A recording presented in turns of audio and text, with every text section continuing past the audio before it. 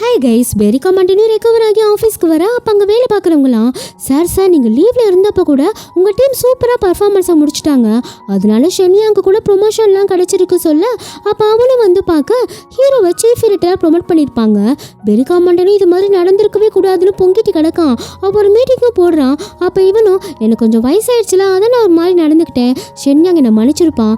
Okay, இப்போ நான் எதுக்கு உங்களை கூப்பிட்டேன்னா, இப்போ நமக்கு ஒரு பெரிய ப்ராஜெக்ட் கிடச்சிருக்கு, ஒரு ஈவெண்ட்டுக்கு டிசைன் பண்ணி கொடுக்கணுமா, ரொம்ப இம்பார்ட்டன்டான ப்ராஜெக்ட் தான், இதை கண்டிப்பா நல்லா பண்ணி கொடுக்கணும். ஷென்யாங் இதை நீயே பண்றியா கேட்க, அப்ப ஜிங்கு பையிலும் டேடே ஒத்துக்காதனால ஏதோ உள்குத்து இருக்கிற மாதிரி இருக்குன்னு சொல்ல, அப்ப இவனும் பரவாயில்ல நானே பண்றேன்னு ஒத்துக்கிறான். பெரிகா மண்டினியூ சிரிச்சுட்டே போக, ஏய் உன்னை வேணும்னே மாட்டி விட பாக்குறேன், ஏன்டா எனக்கு அது புரியவே மாட்டேங்குது, இவனும் எனக்கும் தெரியுதுடா, சரி விட பாத்துக்கலாம்னு சொல்லிட்டு இருக்க. நெக்ஸ்ட் சீன்ல கியூ ஃபோன் பண்ணி எனக்கு ஒரு ஹெல்ப் வேணும், இந்த போலீஸ் ஸ்டேஷன் பிரச்சனைக்கு அப்புறம் என் ஃப்ரெண்டு ஜூஞ்சி தெரியும்ல, அவனை அவங்க அங்கிள் வெளியவே விட மாட்டேங்கிறாரு, ஒரு முக்கியமான மேட்ச் இருக்கு, நீ தான் ஏதாச்சும் பண்ணி அவனை வர வைக்கணும் ப்ளீஸ் சொல்ல, சாரி என்னால் உனக்கு ஹெல்ப் பண்ண முடியாதுமா, ஃபோனை வைக்கிறியா கேட்க, இவனுக்கு தெரியாது அவனுக்கு ஃபியூச்சரே இதுதான், அது தெரியாம அவங்க அங்கிள் மியூசிக்கா அதே இதுன்னு அவனை போட்டு டார்ச்சர் பண்ணிட்டு இருக்காரு, ப்ளீஸ் ஹெல்ப் பண்ணு, நீ என்ன சொன்னாலும் நான் கேட்குறேன்னு சொல்ல, சரி அப்புறம் நான் சொல்கிறேன் எல்லா எக்ஸாமும் நீ அட்டென்ட் பண்ணணும்னு சொல்கிறா. ஒரு ஹெல்ப் கேட்டதுக்கு 10 வேலை வாங்குறியா கேட்க, சரி வேணாம்னா போ, சரி சரி பண்ணி தொலைக்கிறேன் ப்ளீஸ் அவனை மட்டும் எப்படியாச்சும் வர வை சொல்ல, சரி சரி நான் பார்த்துக்கிறேன்னு சொல்லிட்டு இருக்க. அப்போ ஜூஞ்சி அங்கிளும் ஜூஞ்சிக்கு மியூசிக் சொல்லத்தில் டீச்சரை வர சொல்லியிருப்பாரு. அப்போ அங்கிளும் ஜூஞ்சி டீச்சருக்கு விஷ் பண்ணி சொன்னா, அவன் என்னன்னா ஹாய் கட்டிட்டு கிடக்கான், என்ன திமிரு உனக்கு, போ போ மியூசிக்கு படி, அப்புறம் உன்னை பார்த்துக்கிறேன்னு அனுப்பி வைக்க. அப்போ இவனு கடுப்பில் வாசிட்டு கிடக்கான். அப்போ ஹீரோயினும் வந்து எனக்கு உங்ககிட்ட கொஞ்சம் பேசணும்னு சொல்ல, அது இருக்கட்டும் உங்களுக்கு எப்படி என்னுடைய அட்ரஸ் தெரியும் கேட்க, என் சிஸ்டர் தான் சொன்னா, ஓ சரி சரி உள்ள வாங்கன்னு கூப்பிட்டு இருங்க காஃபி கொண்டு வரேன்னு உள்ள போக, அந்த கேப்ல இவளும் ஜூஞ்சியை பார்த்து உங்க அங்கிளை நான் பார்த்துக்கிறேன் நீ மேட்சுக்கு போன்னு சொல்லிட்டு அப்படியே ஃபோட்டோலாம் பார்க்குற மாதிரி ஆக்ட் பண்ண. அப்போ ஃபேங்கும் வந்து வாங்க காஃபி சாப்பிடுங்க ஆறிட போகுது சொல்ல, சரி என்ன விஷயமா இங்கே வந்தீங்கன்னு கேட்க, உங்களுக்கே தெரியும்ல என்னோட கியூ வந்து ஒழுங்காகவே படிக்க மாட்டேங்கிறா, ஏதாச்சும் அவளுக்கு டியூட்டர் அரேஞ்ச் பண்ணலான்னு யோசித்தேன், அப்போ தான் சடனாக உங்கள் ஞாபகம் வந்துச்சா, அதான் உங்ககிட்ட ஹெல்ப் கேட்கலான்னு வந்தேன்னு சொல்ல, அப்போ இவனும் பாட்டி புரோட்டா சாப்பிட்டது ஒத்துக்கல, எனக்கு வயிற்று கலக்குது போயிட்டு வரட்டான்னு கேட்க, அபிஷ்டு ஃபஸ்ட்டு கிளம்புடான்னு அனுப்பி வைக்கிது. அப்போ இவனும் பேச்சு கொடுத்துட்டு இருக்க. அந்த சாக்கில் இவனும் வெளியே போக, ஆனால் போகிற போக்கில் ஸ்டாண்டையும் தள்ளி விட்டு போகிறான்.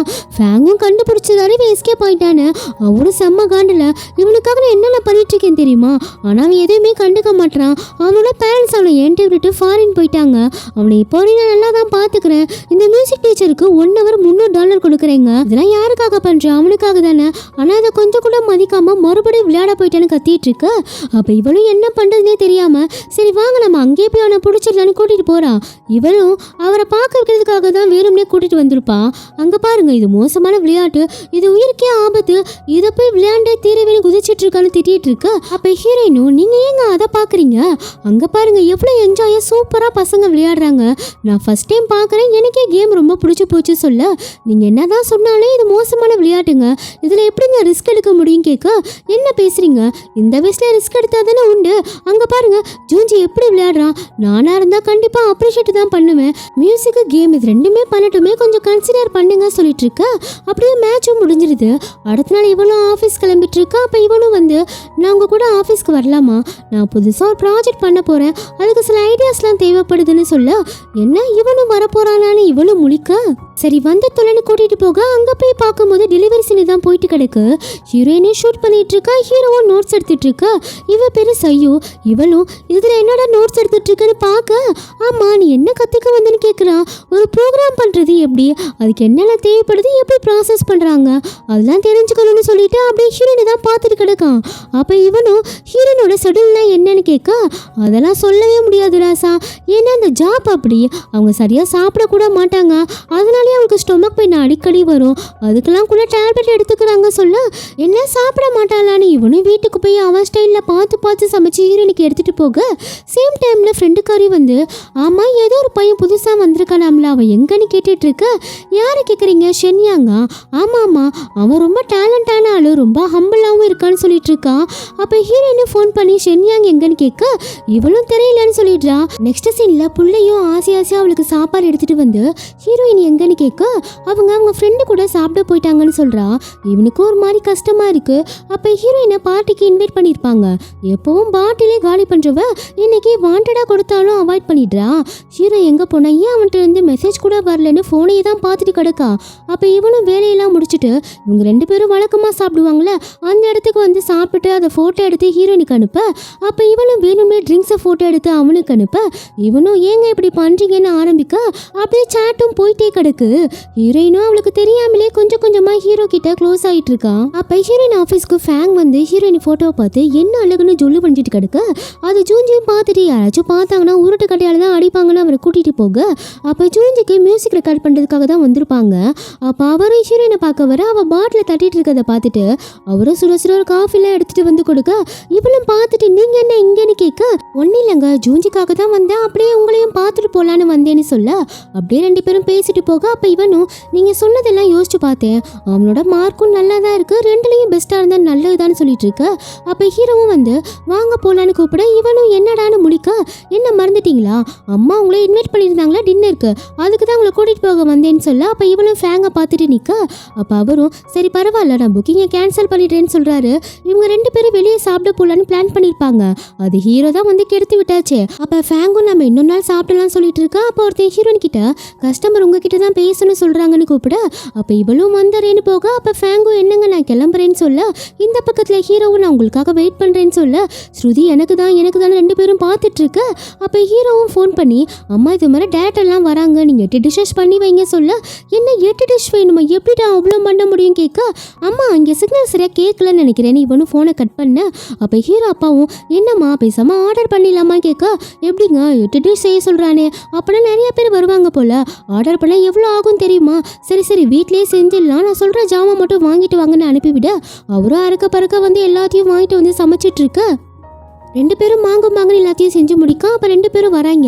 அப்போ ஹீரோ அம்மா பார்த்து என்னடா மற்றவங்களாம் வரலையா கேட்க இல்லைம்மா இவங்க மட்டும்தான் சொல்ல அப்புறம் என்ன 8 டிஷ்ஷு பண்ண சொன்னேன்னு கேட்க இவனும் சைடில் இருந்து அம்மா என்னம்மா உள்ளே கூப்பிடுமா சொல்ல அப்போ அவங்களும் சரி அதனால என்ன நீங்கள் வாங்கன்னு கூப்பிட சேம் டைமில் ஃபேங்கும் வீட்டுக்கு வர அப்போ ஜூஜியும் பார்த்துட்டு என்னாச்சு அவங்க கூட சாப்பிட போனீங்க அதுக்குள்ளே வந்துட்டீங்க கேட்க அப்போ இவரும் என்ன நினைக்கிறதெல்லாம் நடந்துருமா என்ன அதெல்லாம் விட நீ சாப்பிட்டியா இல்லையா இல்லை ஏதாச்சும் செய்யவான்னு உள்ளே போக அப்ப ஜூஞ்சியும் நீங்க இதே மாதிரி இருந்தீங்கன்னா கடைசி வரை சிங்கிளா தான் கிடப்பீங்க சொல்ல என்ன நான் சிங்கிளா கிடப்பேனா உனக்கு இப்ப வரையும் ஆயாவிலெல்லாம் பார்த்துட்டு கிடைக்கல நீ இதுவும் பேசுவேன் இதுக்கு மேலேயும் பேசுவேன்னு கத்திட்டு போக இப்ப நான் என்ன சொல்லி இவர் பொங்குறாருன்னு பார்க்க அப்ப ஹீரோ அம்மாவும் உண்மையை சொல்லணும்னா எனக்கு உன்னை ரொம்ப பிடிச்சிருக்குமா பெரிய டேரக்டரா இருந்தாலும் ரொம்ப கைண்டா இருக்க ஆமாம்மா உனக்கு கல்யாணம்லாம் ஆயிருச்சா அவர் என்ன பண்றாருன்னு கேட்க இவளும் எனக்கு டிவோர்ஸ் ஆயிடுச்சுன்னு சொல்ல ஏன் எதனாலம்மான்னு கேட்க அப்ப இவனும் அம்மா பேசாம இருமா என்னம்மான்னு கேட்க ஏண்டா அவளை பத்தி நான் தெரிஞ்சுக்கணும்னு நினைக்கிறேன் நீ ஏன்டா இடையில வர முள்ளங்கி பையிலேன்னு திட்ட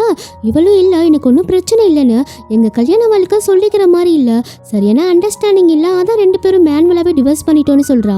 எனவே உங்கள் கன்சனுக்கு தேங்க்ஸ்ன்னு சரக்கடிக்க நீ எவ்வளோ நல்ல பொண்ணாக இருக்க உன்னை போய் விட்டுட்டு போக எப்படி அவருக்கு மனசு வந்துச்சுன்னு கேட்க அப்படிலாம் இல்லைம்மா நானும் பர்ஃபெக்டான ஒய்ஃப்லாம் கிடையாது எனக்கு சமைக்க கூட தெரியாதுன்னு அப்படி எல்லாம் பேசிட்டு ஒரு வழியாக சாப்பிட்டு முடிக்க அப்போ ஹீரோ அப்பா வந்து யாருக்கு இந்த 2 டிக்கெட் எடுத்து வச்சிருக்கன்னு ஹீரோயின் முன்னாடியே கேட்க இவனும் டக்குன்னு பிடுங்கி வச்சுக்க அப்போ அவங்க அம்மாவும் என் ஃப்ரெண்டோட பொண்ணு டியா அவ கூட தானே போக போறேன்னு கேட்க இவனும் அதெல்லாம் ஒன்றும் இல்லைம்மா அவ என்னோட ஃப்ரெண்டு மட்டும் தானே சொல்லிட்டு இருக்கா ஏன்டா ஏன் அவளுக்கு என்ன குறைச்சா பார்க்க நல்லா தானே இருக்கா அம்மா என்னம்மா லூஸ் மாதிரி பேசிட்டு இருக்க எனக்கு இன்ட்ரெஸ்ட் இல்லைன்னா விடுங்களையும் சொல்ல அப்போ ஹீரோ அம்மாவும் ஹீரோயினை பார்த்து உன் தம்பி கிட்ட சீக்கிரம் கல்யாணம் பண்ணிக்க சொல்லி நீயாச்சும் சொல்லுமான்னு சொல்ல அப்போ இவனும் டக்குன்னு அவங்க எனக்கு அக்காவும் இல்லை நான் அவங்களுக்கு தம்பியும் இல்லைன்னு பட்டுன்னு சொல்ல அவன் கிடக்கான் பைத்தியக்காரன் அவனுக்கு நல்ல பிள்ளையா பாருமா சொல்ல இவளும் சரிம்மா பாக்குறேன்னு சொல்றா.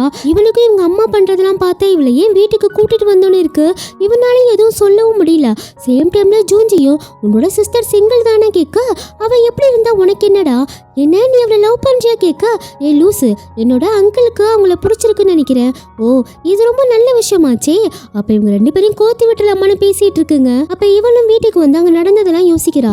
என்ன ஆயிருக்கும்னா ஹீரோ அம்மா 2 மணி முன்னாடி தாம்மா ஃபோன் பண்ணி சொன்னா சாப்பாடுலாம் ரெடி பண்ண சொல்லி அதான் அவசரமா செஞ்சது நல்லா இருக்காமான்னு கேட்டிருப்பாங்க. ஆனா ஹீரோ வந்து எங்க அம்மா ஆல்ரெடி சாப்பாடுலாம் செஞ்சு வச்சுட்டாங்க நீங்க வந்துதான் ஆகணும்னு கூட்டிட்டு போயிருப்பான்ல ஏன் அப்படி சொல்லணும். அதே இல்லாம அவங்க அம்மா தம்பின்னு சொன்னதுக்கு எதுக்கு அவன் அவ்வளோ கோவப்பட்டான் ஒருவேளை அப்படி இருக்குமோன்னு யோசிக்க கைஸோட எபிசோட் முடியுது. நெக்ஸ்ட் வீடியோ சீக்கிரம் அப்லோட் பண்ணிடுறேன். பாய்.